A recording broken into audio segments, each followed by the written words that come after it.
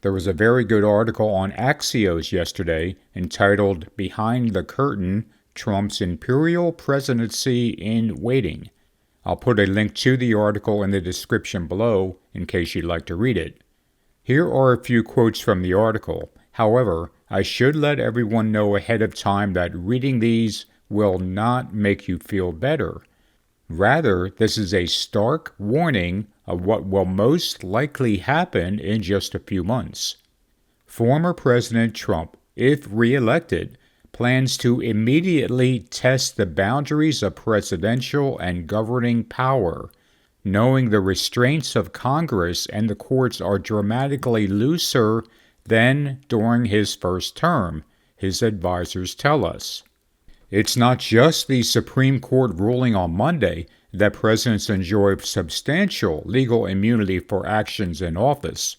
Trump would come to office with a cabinet and staff pre-vetted for loyalty and a fully compliant Republican coalition in Congress devoid of critics in positions of real power.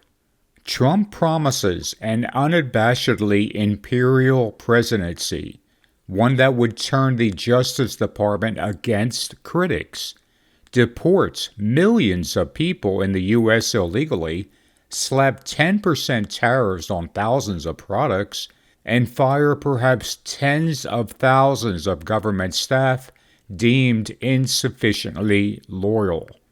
He'd stretch the powers of the presidency in ways not seen in our lifetime. He says this consistently and clearly, so it's not conjecture. Thanks to Monday's Supreme Court ruling, Trump could pursue his plans without fear of punishment or restraint. Trump would quickly set up vast camps and deport millions of people in the U.S. illegally. He could invoke the Insurrection Act and use troops to lock down the southern border. In Washington, Trump would move to fire potentially tens of thousands of civil servants using a controversial interpretation of law and procedure. He'd replace many of them with pre-vetted loyalists.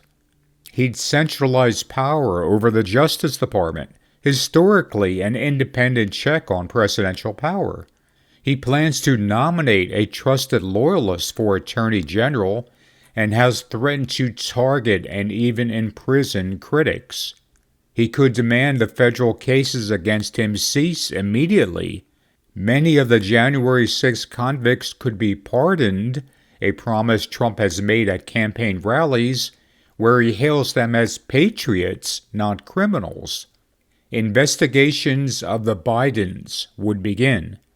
The bottom line, think of Trump 2025 as a better prepared, much better organized, much more powerful version of Trump 2017, minus Republican breaks and any mystery about immunity.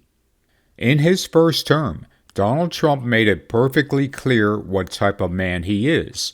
He is a man with an ego so extreme that he was willing to say or do anything in order to elevate himself above others. He was pining to be a dictator from day one. Nothing has changed. Trump and his people are now telling us exactly what he will do in his second term. As the saying goes, when someone shows you who they are, believe them the first time.